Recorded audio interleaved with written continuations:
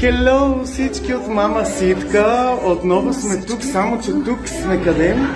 Мис България. На Мис България днес избираме най-красивото момиче на България. Това съм аз. Ама не си се явила на конкурса. Да се не видя на следващата година. Та, майтапа на страна, избираме най-красивото момиче в момента, което ще представи България на всички модни подиуми, ако стигне до световния ден.